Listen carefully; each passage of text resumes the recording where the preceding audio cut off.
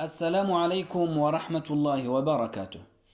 إليكم أبرز عناوين هذه النشرة الإخبارية: عودة اختطاف الأطفال في المدن والقرى المغربية، موضوع شائك رجع إلى الساحة الإعلامية وإلى الساحة المغربية. وقبل الخوض في هذه التفاصيل، لا تنسوا الإعجاب بالفيديو والاشتراك بالقناة ليصلكم كل جديد. حيث تشهد عدد من مناطق المغرب في الآونة الأخيرة عودة الجدل حول ظاهرة اختطاف الأطفال بعد تداول حالات اختطاف متفرقة أثارت قلقا واسعا في صفوف الأسر والرأي العام.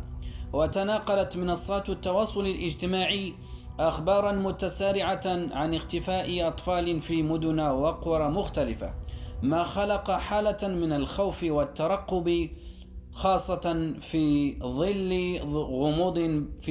ظل غموض بعض الحالات التي لا تزال مفتوحة على عدة فرضيات. غير أن عددا من الخبراء والجهات الرسمية يؤكدون أن جزاء كبيرا من هذه المخاوف مرتبط بتضخيم إعلامي وانتشار الأخبار الزائفة، حيث أوضحت مصادر أمنية أن العديد من الوقائع المتداولة لا تتعلق بعمليات اختطاف مؤكدة، بل بحالات اختطاف لأسباب مختلفة منها الهروب أو الضياع أو ظروف عائلية.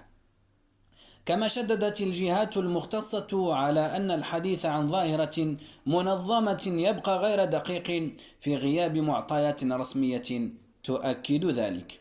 وفي المقابل، لا ينفي متابعون وجود حالات حقيقية ومعزولة تستدعي اليقظة، خاصة في ظل عوامل اجتماعية واقتصادية معقدة قد تدفع إلى مثل هذه الجرائم، من بينها مشاكل التبني أو الاستغلال الإجرامي للأطفال. وبين تضارب الأخبار والوقائع، تبقى الدعوة موجهة إلى تعزيز الحذر الأسري والتحقق من المعلومات قبل نشرها، مع الاعتماد على القنوات الرسمية لضمان حماية الأطفال وتفادي نشر الهلع داخل المجتمع.